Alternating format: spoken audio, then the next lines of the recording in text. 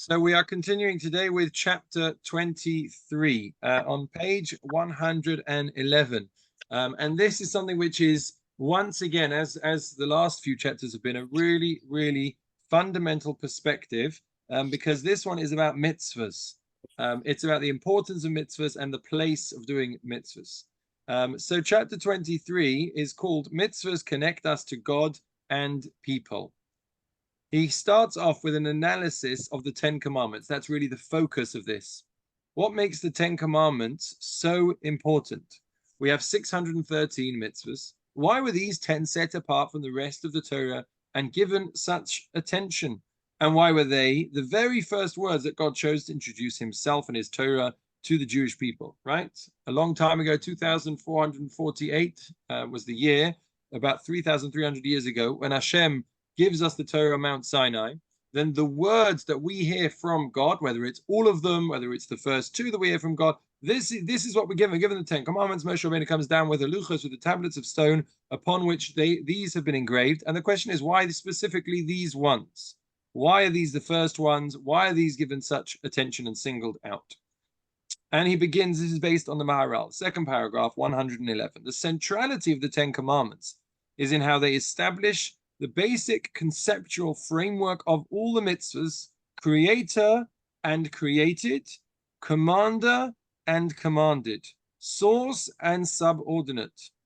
This is a very important point here that he's saying, which is it's the relationship and the interaction between us and the creator, which is defined by the Aseret HaDibros. The word mitzvah, he continues, means commandment, which by definition entails a relationship between the commander and the one who is commanded.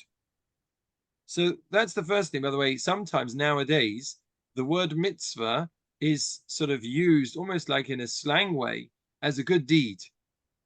It's an interesting thing, right? A person will say that they're doing a mitzvah when what they mean is they're doing something which they think is a good deed in their estimation. It may not be one of the things that God commanded them to do, but they are referring to it as a mitzvah. And sometimes the things which may not seem, again, in our eyes as good deeds, when you put tefillin on in the morning, you may not think of that as a good deed. It doesn't sort of seem to help anyone or make a difference to the world, or make the world a better place. So we may not call that a good deed. That is certainly a mitzvah. So many mitzvahs are what we would call in English a good deed. And some mitzvahs are not what we would refer to as a good deed. But all mitzvahs are certainly a commandment, because that is, in essence, what the word means. In fact, by the way, if someone does a mitzvah and doesn't either believe in the fact that God exists or does not believe that God commanded them, then that cannot be considered to be a mitzvah. It may be a good deed. They may be doing something which is very kind and which is very nice, but they cannot be considered to be fulfilling a commandment of God. It's only if you have that basic awareness, that basic level of awareness that I'm doing this because God told me to, that I can be said to be fulfilling a mitzvah, i.e. a commandment. So that's the first thing. It may sound obvious, but sometimes it's easily forgotten. The mitzvah means commandment. And he carries on that there's another word which is contained, another meaning contained within this word mitzvah. And he continues, the root of the word mitzvah means connection or attachment, reflecting how it bonds us with our creator. That comes from the middle of the word, which is tzav, and the Aramaic word there, tzavsa, which means togetherness. So therefore, those two things are two sides of the same coin. Because when one does something because they're commanded, that brings a togetherness, that brings a closeness between you and the person that is telling you to do it. And that's the beginning of every relationship. And in fact, when it comes to a relationship with the infinite, between us and God, where in essence, really, it's very hard to have a relationship. If you think about it, you can't have the same relationship that you have with a friend, with a parent, with a colleague. It's going to be a very different relationship. But the closest that we can get is that we are leading our lives, we're doing things, we're acting based upon God's commandment. That creates an incredible closeness, because I am always mindful. I am always aware that my actions are actions which God wants me to do, and I'm doing them because he told me to do them. That's an incredible closeness. It's an incredible relationship. We don't do that with many people in the world. Most of us actually are fiercely independent. You like doing things on your own, which is good, and it's a normal human thing to do. So therefore, if we're doing something because God commanded us to do it, that means there's a real closeness there in that relationship. And at depth, that is what the word mitzvah means. It's the commandment which also brings a closeness. Unfortunately, a person that doesn't understand mitzvah as that may do many quote unquote good deeds, but it won't bring them closer to their creator because they're not doing it as a commandment from their creator. So he continues and explains now, he's going to go through the 10 commandments, he's going to go through those 10 mitzvahs which Hashem gave us and describe how each one of them is sort of another step in the ladder on this journey.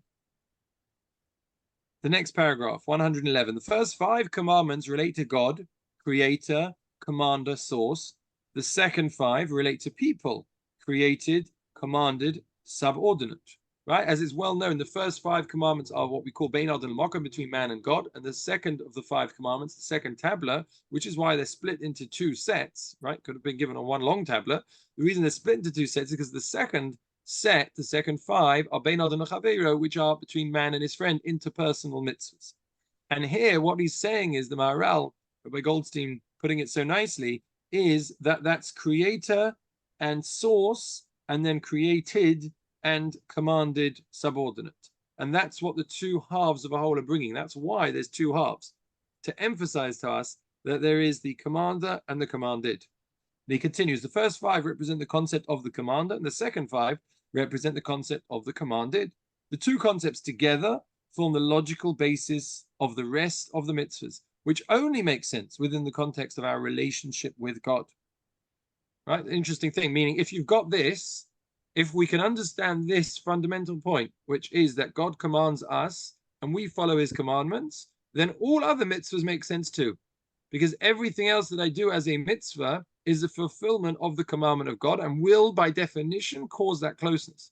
If we don't accept this, that there is God that's commanding us to do something, then none of the other mitzvahs will make sense because there's no value in it to me. It's only if I believe that I should do it by myself. I'm doing it of my own volition. I'm not doing it because I was commanded anyway. So for the whole concept of 613 mitzvahs doesn't make any sense unless we have this clear right from the outset. As he continues, hence, before the other commandments were given, the 10 commandments set up the framework. And he goes through them one by one. The starting point, the foundation of all foundations, is the first commandment. I am the Lord your God, Anochi Hashem Elokecha. This is the belief that God exists and that he is the source of all existence, that he is the life force of the universe, without whom nothing could exist, and that he is the one and only supreme being. There's a lot contained within these few lines, right? He's basically paraphrasing the Rambam. That's how the Rambam discusses in Yesodei HaTorah, the fundamentals of the Torah, the concept of God existing, being the source for all existence, and the only thing that must exist, what he calls Mukhrach HaMetzias, which means it's impossible for anything else to exist without God existing. We discussed this. We called God the place. If you remember, we said Hamakom is something, a name of God, that we refer to God as the place because he is the place of the world. That's commandment number 1. This leads us to the second commandment. Do not have any other gods before me. Respect and honor shape our relationship with him, as is reflected in the third commandment. Do not take the name of the Lord your God in vain. So we're now shaping the relationship with God. While the fourth commandment, to keep Shabbat, is to testify to the fact that God is the creator of our universe. So it's a commandment which is going to testify, as we've spoken about once a week, that God is not just exists, but he is the creator of our world, bringing him, if you like, down to our world. By honoring our parents, the fifth commandment, we acknowledge them as God's co-creators in bringing us into the world. That honoring them goes with honoring God. Hence, that's the reason why it's on the first side, even though those are usually just between man and God. This is also where they are God's co-creators. He continues, the next 5 commandments govern our relationships with others, beginning with the duty to respect the divine life force within every human being, which is do not murder, lo sirtzach. Our obligation to honor one another is extended to the most sacred human bond of marriage. Do not commit adultery. Do not steal, according to the Talmud, refers to kidnapping, meaning we should respect and uphold human autonomy and freedom. We are then called on to inflict no harm on another, not even verbally through false testimony, which includes respecting the legitimate legal rights of all people. And finally, our goodwill to others should even permeate our hearts as we strive to nurture a generosity of spirit that would preclude jealousy. It's a very beautiful idea that that second set of 5, it transitions all the way from action, which at the beginning starts off with do not murder, which is the most basic, if you like, level of humanity that you could possibly have. And it then goes down from actions to something which is with speech, which is don't testify falsely. So there it means make sure that you use your speech well when you are talking about other people. And then it ends off with something which is only in thought, only in machshava, which is don't be jealous of other people. Rav Hirsch comments, he says that very often it's sufficient, people feel that it's sufficient that if they're good in their heart, then that's good enough. You know, when it comes to other people, they love everyone, and that's enough. But to get off their chair and help the other person, then, you know, that's not something they're prepared to do. So here we see that it's got to be the whole thing. It's got to be from action all the way through, and don't stop with action. It's got to be all the way through to speech, and then all the way down into our thoughts as well. All of those have to be contained within it. So again, we have the first side, which is the Bein Adam L'Makom, between man and God, and the second, which is interpersonal Bein Adam L'Chaver. And he continues, Shabbos is the connector between the first 5 and the second 5, because it establishes the bond between God and our world, reminding us that God created this world and, most importantly, the people in it. Our respect and care for others are predicated on this fact. As Pirkei Avos says, beloved is the human being created in God's image. When the 10 Commandments instruct us to respect the life, marriage, freedom, and possessions of other people, it is because we are all God's creations and intimately connected with Him. Meaning, so now Shabbos, he's saying, is more than just one of those commandments on the first 5, but it's that which connects between the first 5 and the second 5. Because as we said, it brings God down to this world. It's God is the creator of this world.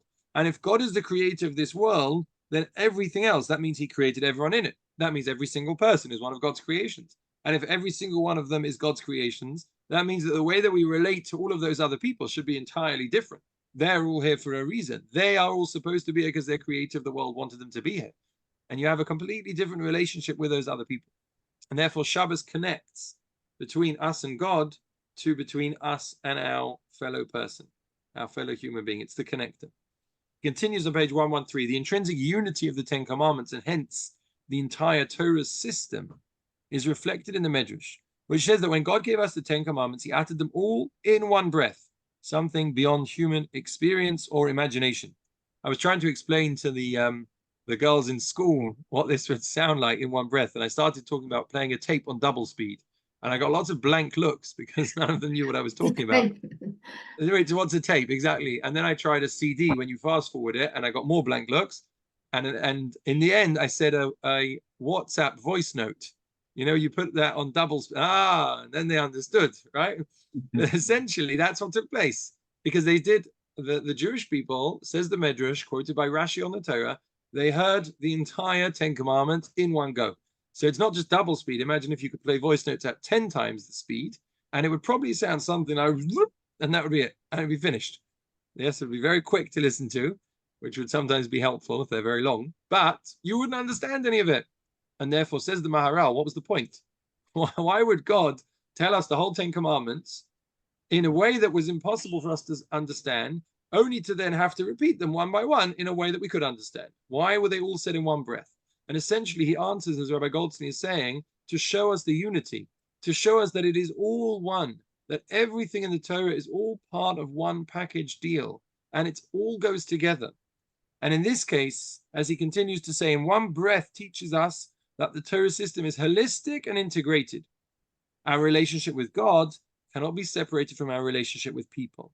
We cannot respect the one and not the other. We cannot be devoted to God and unethical in our dealings with people. Likewise, we cannot respect people and ignore God. It is one system. You see true greatness when you see these two things come together. I'm sure that you've had the opportunity to meet a great person. And when you see a person who could be absolutely dedicated and immersed and absorbed in his service of God, and elevated and kadosh and holy and all of those things, that one would hope for such a person to be. And then you see the way they react with other people. then you see the care and the concern and the compassion. And it suddenly all comes together in a beautiful picture. And the same the other way as well. When you sometimes you know a person of someone who's well known for their care and compassion and the giving to others, and you see them in a quiet moment, you see the way they daven, you see the way that they talk to God, you see the way that they say Tehillim, you see the way that they learn, and suddenly all of it makes sense because that's that whole picture. There's a certain beauty to seeing that, and we should all merit to know such people. But he says that's the point. This is the idea that the Maharal is saying, that it's one breath because it's all one. Those two tablets, the idea of the Bein Adam L'Makom, between man and God, and the interpersonal, where Shabbos is linking them, they have to be one. They have to be together, united within a person. And he continues, Shabbos is the link that holds the system together because it reminds us that people are God's creations and hence deserving of respect just as he is. And it reminds us that if we disregard God, the very foundations of our morality crumble. As we've spoken before, a world without purpose, without a creator, there's nothing that leads to a moral decline quicker than that. Ultimately, the mitzvahs were given to us to improve and develop ourselves and fulfill our potential. Even before beginning to explore how the mitzvahs enable us to grow as people, we need to grasp and embrace our relationship with the one who formulated them. This is what the Ten Commandments are about. With Shabbos at their heart, they lay the foundations of the entire system of mitzvahs, because they lay the foundations for our relationship with God. It's so critical and it's so important. I remember my father told me a number of times that every simcha that we had, and many other times as well, that Rabbi Hall, Zichroni Livracha, our Rav growing up in Kingsbury, used to speak about the importance of fulfilling mitzvahs. Just that idea. I'm sure my mum will remember and also agree, but they used to speak a lot about the importance of fulfilling mitzvahs, which means just having that as a value in our lives. Just realizing that, yes, sometimes I may not feel like it. You know, I may not feel like going to shul one day, but nevertheless, I'll go because I'm fulfilling a mitzvah. I may not feel like davening. I may not feel like getting ready for Shabbos in the way that I normally do.